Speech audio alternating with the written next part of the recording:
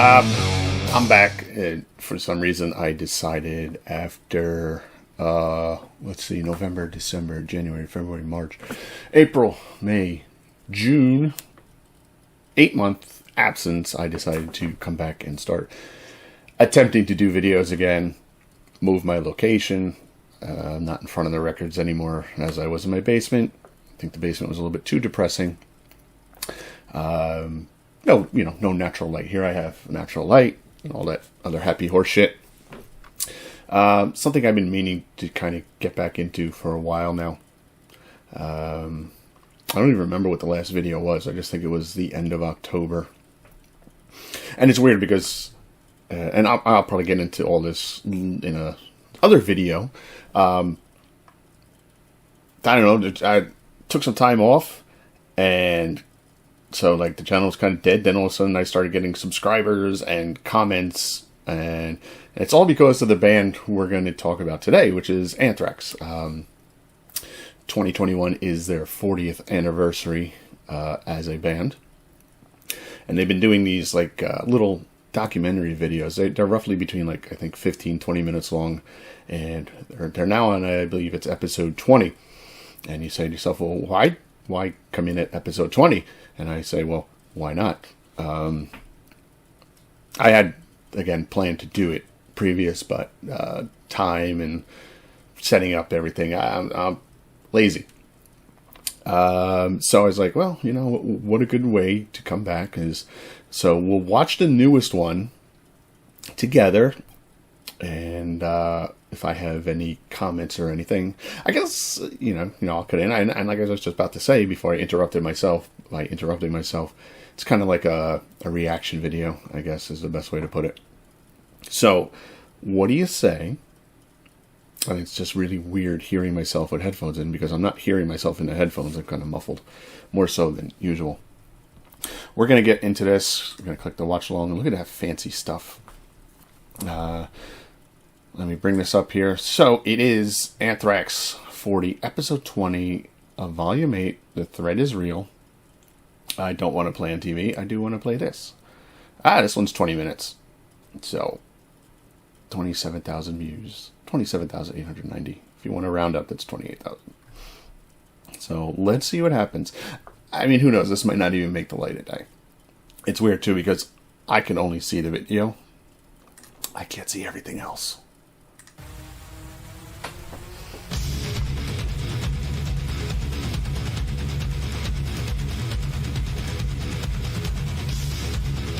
Anthrax was a product of love of Marshall, my wife, and me. We really loved the band. We really loved the guys. And we really shared some wonderful times with them. Johnny stopped, it was after the Santa White Noise cycle. And at that point, they, started talking to different managers. I was no longer in that guru position. Now, I'm almost positive that this would have taken place after Johnny Z's wife died. I'll have to look it up on the computer, but pretty sure that was last year. Tour managers that tried to take over the spot and all kinds of things that were happening that really bothered me. So when the time came for a departure, I felt that it was a good time for both the band and myself. I think Johnny was just, ready to retire, ready to get out of it at that point. 11 years went pretty fast. He was in it so long.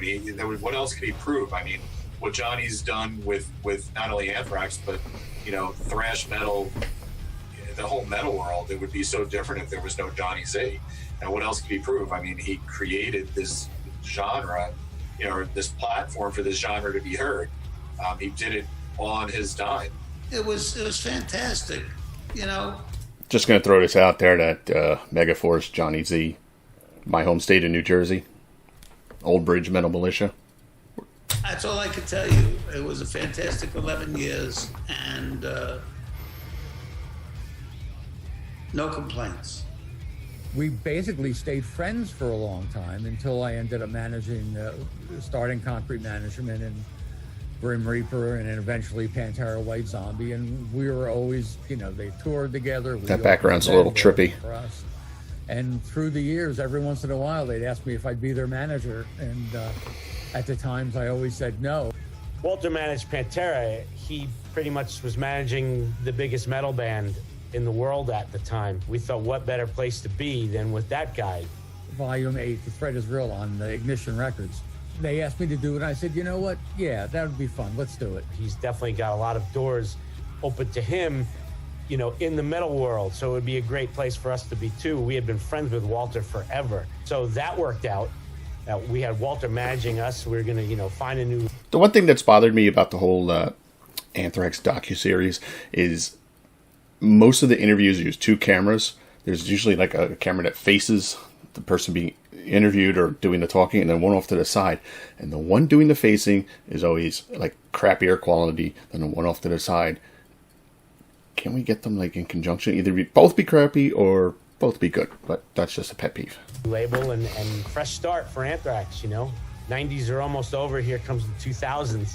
You know, before I even met them, you know, I knew what, like, the label issues they were going through because I was such a big fan that I would read up on what was going on. We had such a great run with the White Noise record on Elektra. Sold a lot of records for Elektra, and all of a sudden, the label that signed us to do that record was now gone. And the people that brought us there were no longer there. So there was a whole new regime that came in, and they wanted to make that label more urban dance. So we were gone. We had set up a studio at our place in Yonkers. So we had gotten a bunch of those ADAT machines. And, you know, we had good quality demos cam on them, and we thought the demo sounded pretty good. So we made the decision, what if we actually kind of worked on the room a little bit here? Let's try actually recording it here in our room. The thing about Anthrax, and I always say this, and this is, I say this from the bottom of my heart, is that whether I was part of it or not part of it, Anthrax is a band that always was willing to take a chance. Bring the Noise and I'm the Man, or playing cover. And this is something that I've always kind of agreed with in regards to Anthrax, and probably why they're like, I can't say, you know, I hate saying, oh, they're my favorite band ever, but they're, if there was a number one, and if I did that, they would probably be there. I mean, granted, I don't have every single Anthrax piece of memorabilia, so on and so forth, but I've always kind of liked how they change and evolve and try different things. I like that. Even like sounds like he's gonna go into like the whole Public Enemy thing. And another thing, John Bush always wears the same hat. Covers, or wearing what they were wearing on stage during a State of Euphoria, or having, you know, Angelo Badalamenti come in and like do a song. It just, there's so many things that they did that they were saying, let's do this. You're proving something. You're proving something to yourself, but it's also to others who've always said you can't do that. And it's like, well, fuck you. We're gonna do it. And not the best picture to be sitting next to, but we just said, I know he's a big Kiss fan. And we just started doing things our own way, not worrying about this guy at this label or this guy at this radio station. And it was just like, fuck it, let's just move forward. Again, whether I was in the group or not, they didn't poll the public, hey, what would you guys think if we did this? They didn't give a shit. They just said, we're doing this. Right. It doesn't matter. Who cares? Just do it because you love it and you want to. And we don't even care what the ramifications are. We're just doing it. And I think that is what separates them from the majority of metal bands. I was just happy to be there. You know, to me, it was awesome that here I was in this band Anthrax, and who was this big band playing these killer gigs. And it was like, this is, you know, it was amazing. In the 90s, he fit. Like, their music changed a little on Sound of White Noise and the other Stomp and Volume 8. But I love... And I agree with exactly what Brian's saying is the direction of the music in the 90s that Anthrax went on, Bush's vocals totally fit that. It's like, even though you may have heard Joey sing Bush Thrax songs or John sing Joey songs, it doesn't fit, you know, because the music, even though it's Anthrax, it's still totally different. There's two totally different Anthraxes out there, and I thoroughly love them both. Like, when you listen to Sound of White Noise, you can't hear Joey's vocals on there. And it goes to the two newer albums, We've Come From Your Wall, For All Kings, and Worship Music. For All Kings, you definitely cannot hear John singing that, whereas Worship Music, you might be able to get a little bit, because I think that was like a transition album for them. But John was 90s, early 2000s Anthrax. It's what it is, whether you like it or not. And I thoroughly enjoy it. Loved it. I loved where Anthrax went. We're searching for a label, and they got on this label called Ignition Records. You want to go where they're going to promote your record. You move to record labels if you are going to move a record label because you want to be promoted and handle the album the right way. And the music that you just busted your ass on for how many months, and you give your life to it pretty much, and give it life. And so when you go to a record company, you know what you're expecting when you sign a contract, that it's going to be promoted the right way that's said in the contract. Something, a lot of the times that doesn't happen. A lot of the times. And one thing, I'm listening, I don't remember, and I'll have to go back and, I didn't listen to other previous 19 through headphones, is that I'm hearing the actual album in the background. And right now they're on Catharsis, and I love Catharsis. The first 3 songs on Volume 8 Thread Israel are just outstanding.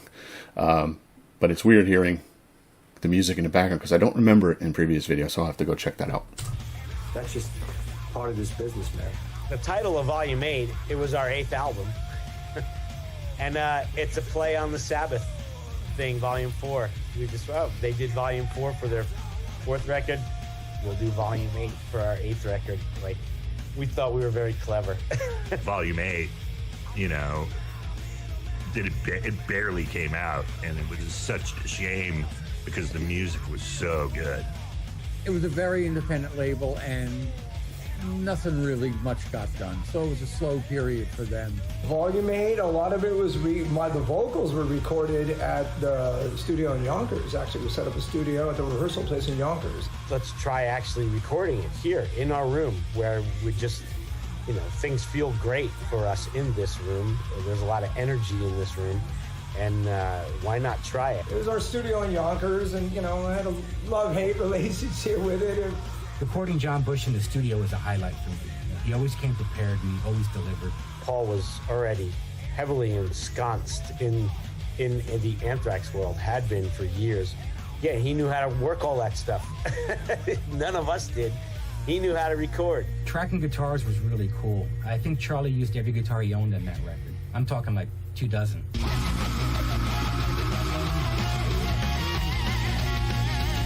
Dime has his own sound. He just comes out with stuff that's just so moving, and just the way he expresses it, he's just awesome. And his playing on this record is fucking killer. He's on a couple of tracks. That looked like a shameless plug for the reissues that were just put out. Oh, what is all that? I don't know. Stats for nerds. Go away. He held up the album. You can hear it. I said, what do you want to do it? And he said, well, the last one, you got me a TV. This one, and he gave me the model number and everything for this camera, this video camera, which was probably what 3 was shot on. So he's like, I could use this video camera. So I said, okay, we'll get it for you. And we got him a video camera. And I guess they shot a lot of the next video, the home video, all on that camera. So, yay. Thank you. We were pretty much done with all the music when the call came to support Pantera. We did like, I want to say 4 or 5 months with those guys, off and on. We did a tour with Pantera, like back-to-back tours. It just took a toll on my voice. Eating Taco Bell every night and drinking so much whiskey. I sang like shit, quite frankly. But I had a lot of fun, and we had some great shows, amazing shows. Every day was a fun day. The Taco Bell joke was just too easy. I'm just going to ignore it. Every day was like a circus, It was a great circus. I mean, at any given moment, your door could swing open and a tray of shots would be brought in. Or you'd be in your bunk with 100 and something fever and your curtain would open up and to be Daryl, you know, it's like, I heard you're sick. What's going on, you know? And it's like, oh, dude, I'm sick. I got a fever. And he's like, he gives me a shot, and he's like, booze is the healer. I'm like, there's no way I'm drinking that, you know? I puke up everything. So anyway, I ended up doing the shot. I ended up doing the show, and felt great after it. It was like, wow, what a miracle. And then about 20, 30 minutes later, I was back in bed, like fucking shivering. We got Phil Anselmo singing on Killing Box. I managed to fit some recording gear in the bay with hopes that Phil would do some guest vocals. And he did. I set the rig up in his dressing room one day.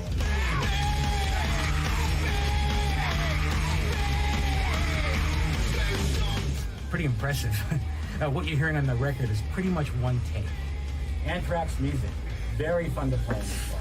Love playing with this.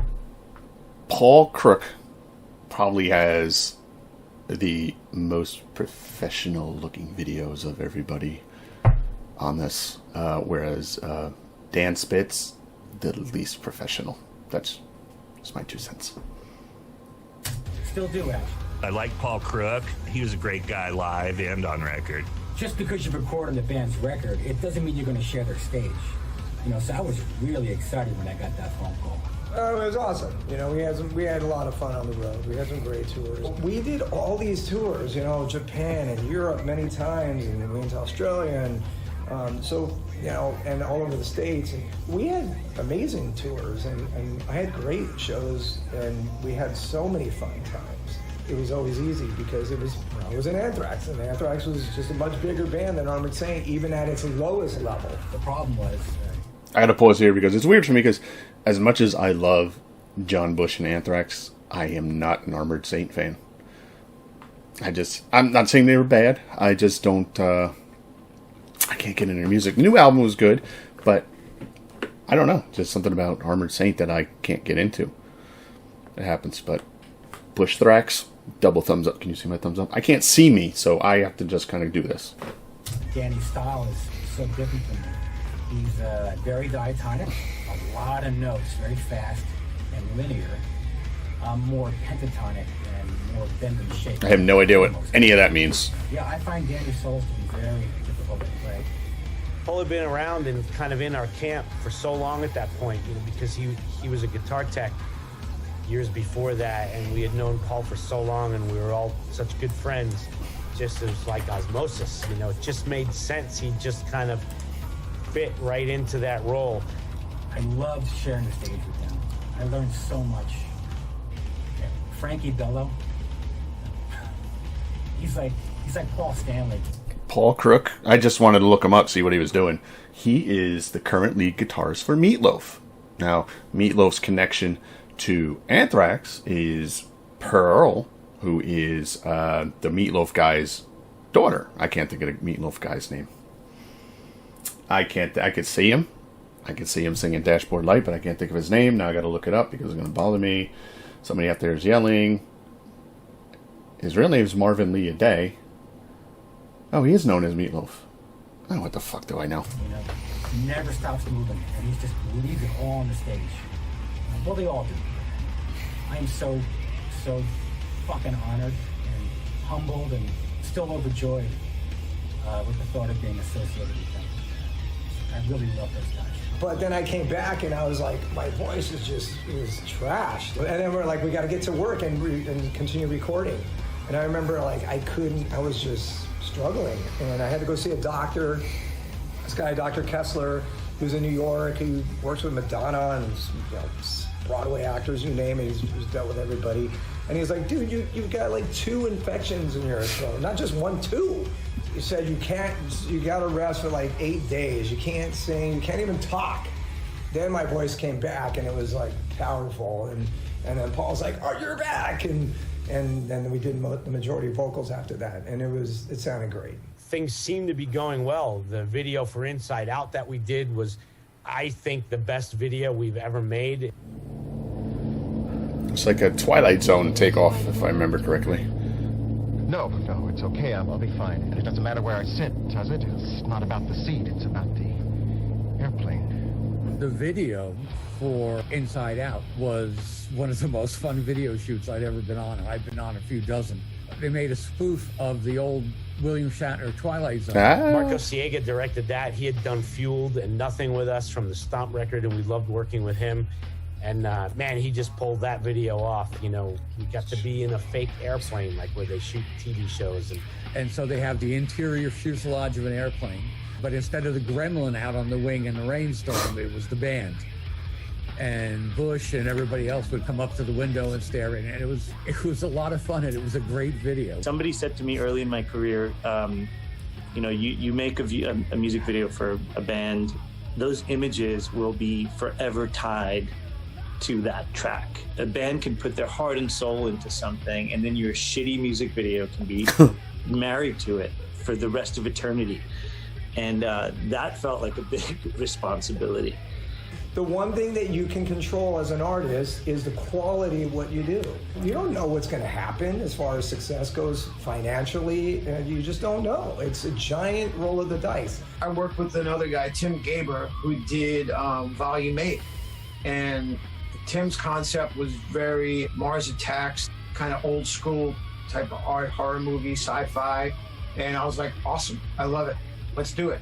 And called up Mark Weiss to do the back shots, and he did it. And that was put together like that. There's some great songs on that record. You know, it's the one record that kind of gets hidden and put behind the 8-ball, if you will. But like Catharsis, Inside Out, Crush, I mean, those are like awesome tunes.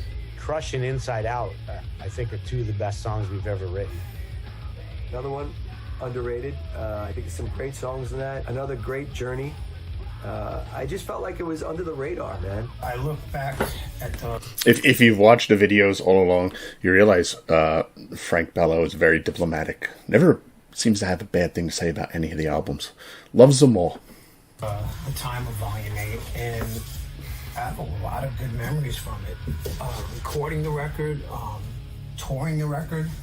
You know, it was a good time, although it was not such a good time. You know, it was the best of times, it was the worst of times. At the time, too, heavy metal was starting to fade. Rap was starting to come in. MTV sort of woke up one day and decided they weren't in the rock and roll business anymore. The beginning of the decline happened right around Stomp, and you know, kind of went a little further, continued to go south as far as the popularity and success financially and all that. And the record came out summer of '98, and we were getting a little bit of radio, and we were playing these radio festivals. It was the early days of radio stations, like doing big rock shows. Like, so I remember we went out and played a big show in Chicago. Rammstein, I think it was maybe their first time in a... I think it was... when did the album come out? I don't want to see Meatloaf. I got too many mices. Came out 98, July 21st. I saw them on the Volume 8 Thread is Real tour. Oh, I think it was Irving Plaza in New York. And I just remember it being blown away. It was a great show. I can't remember set list or anything, but it was Anthrax, so it was awesome. America, they were on that. Don't remember who opened for them, nothing. And I suddenly we're like playing to big crowds, you know, after kind of the demise on Stomp, things were really looking up. It's like the week our record came out, Tommy Boy pulled everything from Ignition, and Ignition had nothing. So our record did not get promoted. Nobody knew it was out, and we knew it was out. And here we were going, yeah, this record's great. And everybody's like, what record? And then I got a call. It's like such like the behind the music thing. Right. Like, and then behind the record came out, the label folded. So I think that's where it's a nice background there, Bub. It's a great record, but not many people know it because the label folded when the record came out. Ignition's gone out of business. They closed their doors. It's over. They're done. The record's done. What do you mean the record's done? And he said it's done. There's no label. They can't. There's no one making CDs. Like there's no whatever product is still out there in the stores. That's it. And then there won't be any more. So people won't even be able to buy it. We weren't going to let these things kind of bother us, even though I think personally myself it bothered me a lot. After all the hard work and all the good feelings and the energy and everything we had put into that record, to have that happen, it was really disconcerting. You know, they had a harder time, obviously, with it than I did, because I was just like, well, this, you know, these are still gonna be great shows. This is gonna be awesome. We just kept moving. We just kept moving forward, and we did tons of shows. We did tons of shows with Pantera, and those were very uplifting. Volume 8 was well received when it came out. It was very well received. It just went away. Unlike some of the other bands I like Rush and Metallica, Anthrax doesn't have a clunker for me. They really don't. In the discography, there's not one Anthrax record that I look at and go, nah, skip. I've got one. It was Anthrax's first album. I am not a fan of Neil Turbin. I'm just not. I mean, I'm not saying he's a bad singer. Again, you know, it's one of those things where you say you don't like something, people automatically think that you think it's bad. It's just, I don't know. I don't like it. It's not me. Yep. There isn't. I listen to all of it. If it wasn't for the Volume 8 record, I don't know if there would have been a, We Come For You All or Worship Music. I'm glad we did this record.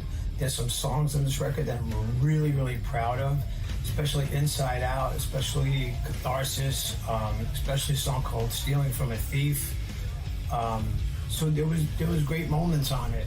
It's just that no one really had heard it.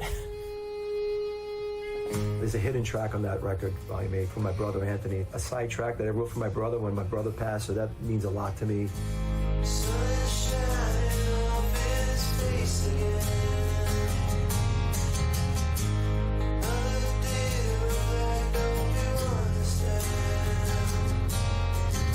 My brother was murdered, and I was going through a lot of stuff, and as Charlie was, because it was his nephew.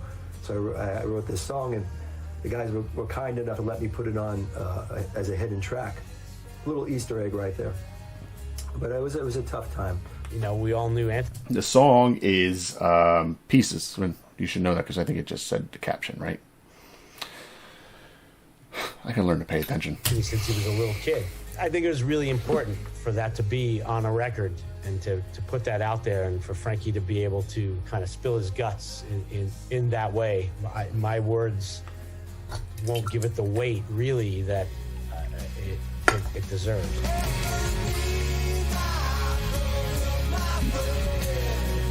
That whole time with Volume 8, it made us very aware of how things can change and how things can be taken away from you very easily.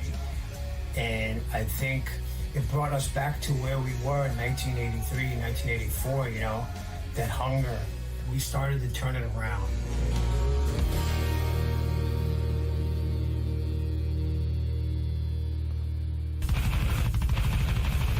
We went through a period of weirdness, and then we regrouped.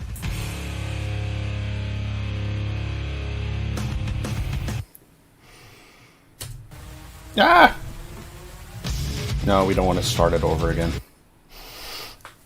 Cool. Yeah, I really like these Anthrax documentaries that they're doing. When does the next one come out? It just says next. Usually I think there's 2 a week. There was one where there was 1 a week. 1 a week. One. Now I know why I took like 8 months off. Yeah, I liked Volume. See, it was Volume 8 and Stomp 442 for me came at a really weird time in my life where I knew they were there and I listened to them, but I didn't buy them because after like Anthrax's Sound of White Noise, I got really into the hardcore music scene, and I toured with a couple bands and all, you know, local New Jersey, New York, Connecticut stuff. And kind of really dug into the hardcore scene up until about the early 2000s is when I started to get into metal again. And then what was it, 2000? Oh, when did We've Come For You All come out? 2001? No, it had to be later than that, right? 2003. Yeah, it's kind of when I really started to discover metal again, because I don't know. I felt like metal was kind of stagnant in the 90s. I know a lot of people disagree with me. And it wasn't necessarily about the whole grunge thing for me or like the hip hop that started to really take off. Just nothing really caught my attention. And so, yeah, once the early 2000s came about, I started getting into metal again. But then I also started getting into psychobilly, and that kind of, it's a whole thing. Don't worry about it. But for me, like, Sound of White Noise and We've Come For You All were like bookends. They were like just two awesome albums, and there were these two Anthrax albums in between that I didn't know much about until the beauty of the internet, and I started listening to them, and I really kind of fell in love with them. Do enjoy Stomp 442 a little bit more, I think, but the first three songs on Volume 8 are just, you can put them up against any first three songs, any Anthrax album or any album for that matter, and they just hold their own. Absolutely. So yeah, hopefully this was a little bit entertaining. It's kind of weird because I'm looking, I got a monitor here, I got this one recording, and the camera's right there, and I look at the camera, but then I look over here, and sometimes I look over here because I can see the reflection of people walking outside. Like, my house is like really far off the road. Like, you can't really see, but yeah, you can't see. That's neither here nor there. Hopefully that doesn't fall. Did I do that right? Whatever. So we'll try this again next time. That's even if this one makes the interwebs. I don't like that. Here, go down. Oh, look, there I am. Hi. You can see behind me. That's Harambe 666. No Lives Matter. That was Devil You Know, right? Before they changed their name to Light the Torch. It's an awesome shirt. This has been Package Rebellion, but I am changing the name because, for reasons. I've been Barry Lumbersquatch. All the information's in the notes down below. You know all that. Click like, subscribe, all that happy horse shit. And I'm just looking for my mouse. I'll talk to you next time. If there is a next time. You might not even know that because this might not see the light of day. I talk way too much.